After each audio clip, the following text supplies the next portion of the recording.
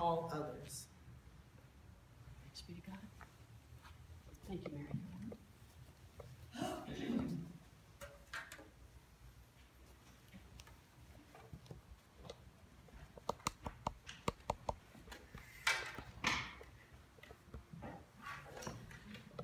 I will be the first to admit I was not always a cheerful giver.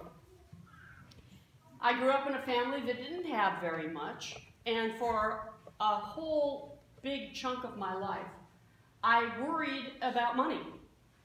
I never believed I had enough, and sometimes I didn't. And I knew for a fact that I had never had more than enough. My family went to church at the United Methodist Church up on the hill as opposed to the United Methodist Church down on the square in Baraboo. And I vividly remember one October Sunday morning when a man named Milt Crosby was talking about tithing or giving to the church. I had always found Milt Crosby fascinating. He was a painter. So he was always traveling around town in his paint overhauls and his paint cap, paint spatters everywhere, here and there, except on Sunday mornings when he would show up to church in a short-sleeved white silk shirt. Always short-sleeved white silk shirt. And the material was so fine that I could see through to his ribbed, sleeveless t-shirt. I was fascinated by that ribbed, sleeveless t-shirt, because I'd never seen anybody wear one before. My dad wore smooth, white-sleeved t-shirts. And so I found Milt fascinating for that reason and the fact that he looked a little bit like a grasshopper. It's okay, it was funny. That October Sunday morning, Milt was talking about tithing. So I leaned over and asked my mom what tithing meant. And she said, tithing means giving 10% of your income to God's work through the church. I pondered that for a little while, and then I leaned over and said, is tithing is 10% a lot? She said, some people think so.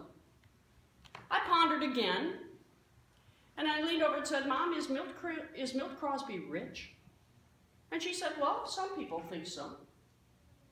So I sat and listened some more to Milt saying that as long as he tithed, he had never wanted for anything. That when he tithed, Milt always felt like he had enough.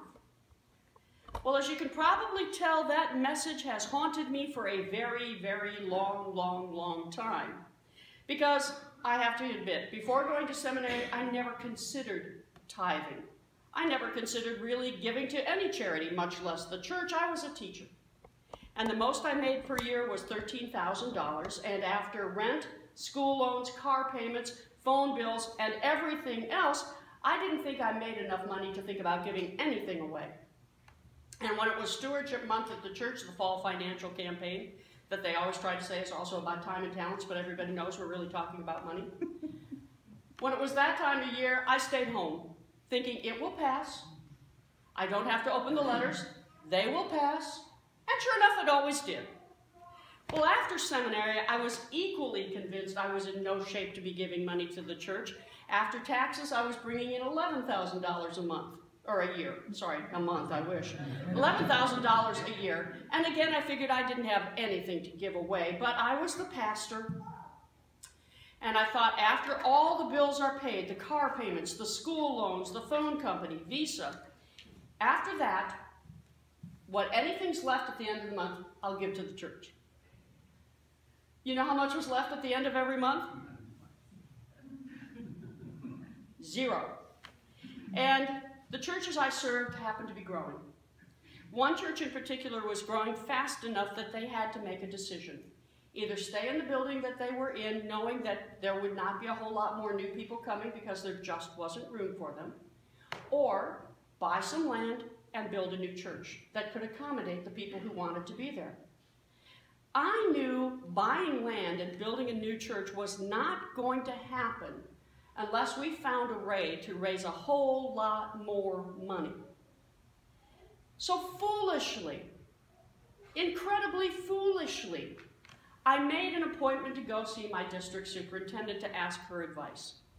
My district superintendent at the time was Joyce Alford. If you've ever met Joyce, you don't forget her because she was a formidable woman. I was afraid of her. She was blunt, she was confident, and she was honest. And you never knew by her tone of voice if it was a good phone call or a bad one. She'd just call up and say, "This is Joyce Alfred, call me." "Okay, Joyce, fine." I stupidly made the decision to go see her to get her advice, to ask, to try to find a way to ask the churches to contribute more so that we could move forward as a congregation. Well, I explained the situation, and then she just looked at me and asked, "So, Carly, how much do you give to the church every week?" What? I never in 100 million years expected her to ask me that question. This wasn't about me. This was about the church. But she asked, "How much do you give?" And I thought, oh, man. So I shifted uncomfortably in my seat and said, "Okay, I serve 3 small churches. I don't know how to divide up the giving. So whenever a church has something special going on, I contribute to that." And in fact, that very week, I had given $50 to one of the churches, which for me was a lot of money at the time. Still is, for that matter. And she looked at me very calmly and said, "Well, Carly, that's called an offering. An offering is a one-time gift to a special project, but it's not a tithe. What do you give regularly, first check of the week, first gift of the week, to the work of the church?" Mercifully, she did not wait for an answer. Instead, she just looked at me very calmly and said, "Carly, we can't expect people to do what we are not willing to do ourselves." Rats. Go home, take a look at the ledger in your checking account, take a look at your Visa card bill, and then figure out what it is that you care about supporting more than you care about supporting God. Youch. I got out of there very soon after and spent the hour drive home going, "Stupid, stupid, stupid, stupid, stupid, stupid. What made you think going to see Joyce was a good idea?" And I avoided looking at my checking account ledger and my Visa bill for a good 2 weeks because, frankly, I didn't want to give regularly to the church. I didn't want to be involved in tithing. I didn't want to think about giving away more money because some months it was touch and go as it was. But I looked at those and recognized that I was putting a whole lot of things before God, and quite a few of them were, well, all of them were temporary, and some were incredibly self-centered. Even with that realization, I still did not want to tithe. So over the next few weeks, I struggled with the idea of tithing, of giving to the church first. And Milt Crosby came back to haunt me all over again, this time with the supporting cast of Joyce Alfred and my mother. So I decided after 2 months I couldn't put this off any longer. Keep in mind, I did not want tithing to work. I prayed it would not work.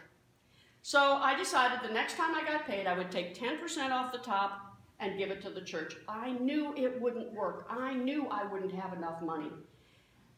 But it did. I don't know how, but at the end of the month, all of the bills were paid, and I still had money left in my checking account. So I figured it was a fluke.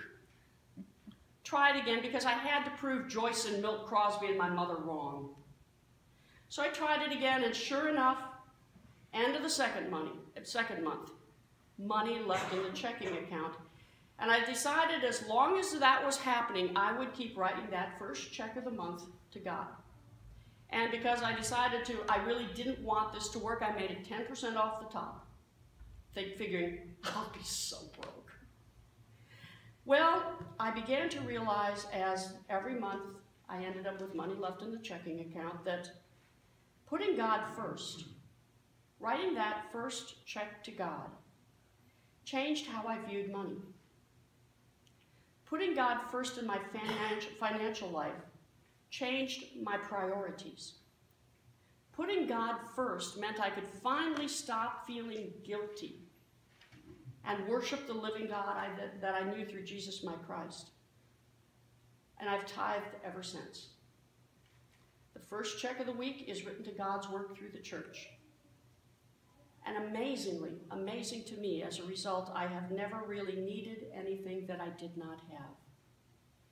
Now, anybody under 20, here's your question. Anybody under 20, here's your question. Kids, here's your question.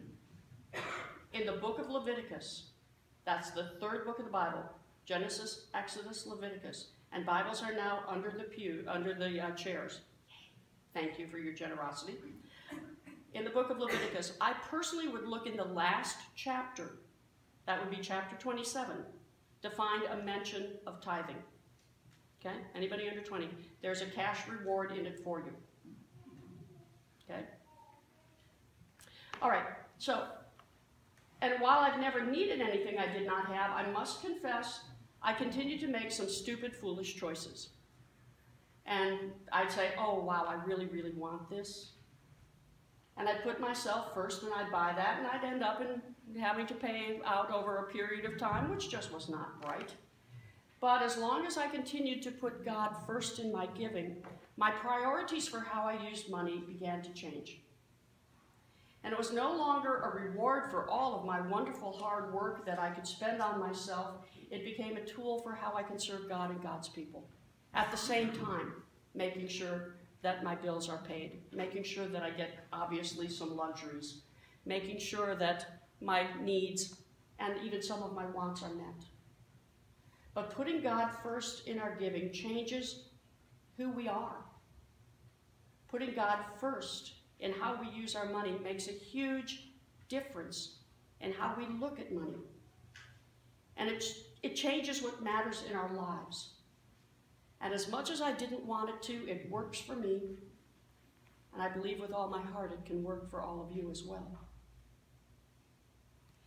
Thankfully, I seldom think about Milt Crosby. But when I do, I smile. Just say, okay, Milt, darn it, you were right. Tithing works. Amen. My mom had a song that she dearly loved, and it's talking about not worrying. When we put God first, we simply don't have to worry, and I'd like to, if you'd indulge me, share it this morning.